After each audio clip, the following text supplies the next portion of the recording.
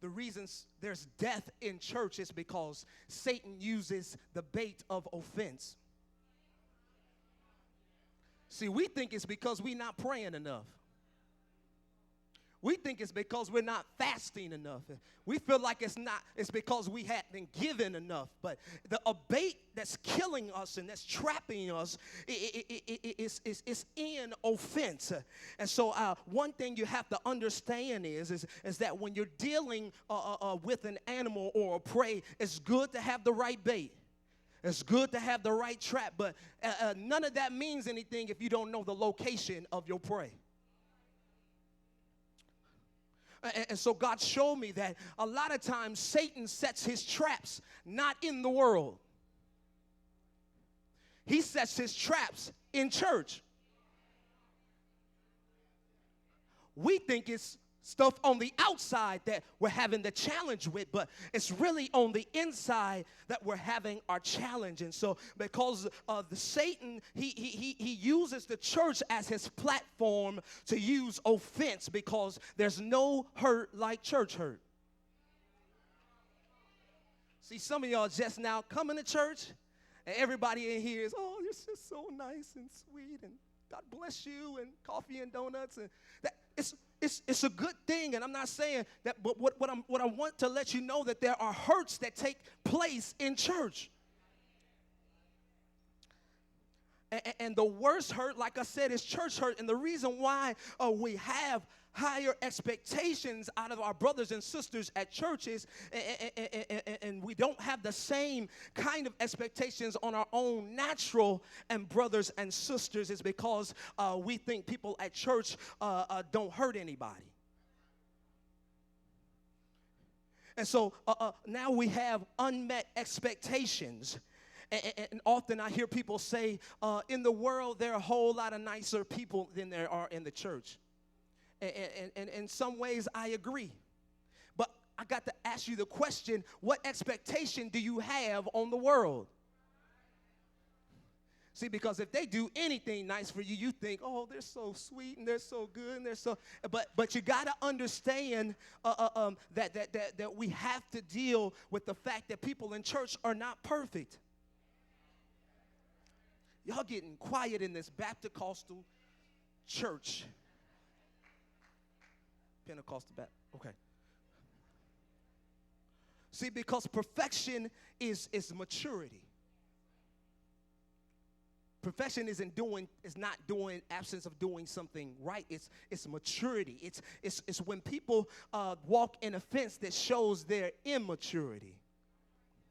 So we have to deal with the great expectations of church people. Let's go to Proverbs 18 and 19. Are you bored? Okay. Am I helping you? Don't want to hurt you. Okay. And it says this, one small, simple statement here. A brother offended is harder to win than a strong city. A brother offended is harder to win. A saint, a brother or sister, it's harder to win in a strong city. In the days of Solomon, the cities were surrounded by a lot of walls, and the walls were put up to keep the enemies out. The walls were put up for protection, and they were built to keep people out. And the thing is that this is the same thing that happens to individuals who are offended. And what I found out is people with walls no longer try to give. People with walls become hoarders. People with walls are selfish. People with walls are the people that say, I'm going to miss praise and worship, but I'm going to get there for the word. Because it's about getting, but it's not about giving. God help me in this place. I'm by myself. See, let me give you a good illustration here. There are two seas in Israel. There is one sea called the Sea of Galilee, and we're all familiar with that. And then there's another sea called the Dead Sea. And the Sea of Galilee is up north, and it receives waters that originate out of the mountains, and they flow down to the northern part of the Sea of Galilee. And now the Sea of Galilee freely takes in from the northern part. It freely gives out in the southern part. Freely you receive, freely you give. And the result is the Sea of Galilee is loaded with life. Somebody say life. It's loaded with marine life, seagulls and fish and ducks and all those good things. And now, so now the same living water that comes out of the Galilee flows down the Jordan River and enters into the northern part of the Dead Sea. And that's a prophetic word, the Dead Sea, because the Dead Sea only takes in, but it never gives out. God help me. And the result is every bit of life that comes into the Dead Sea, it holds on to, but it also dies.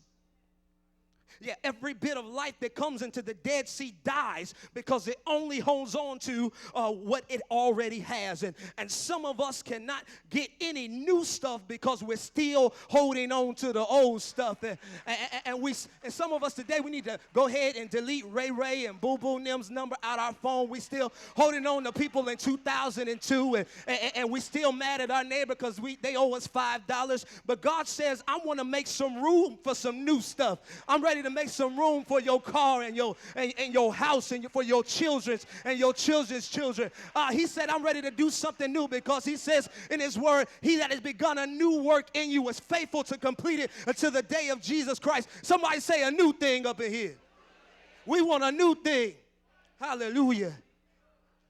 Hallelujah.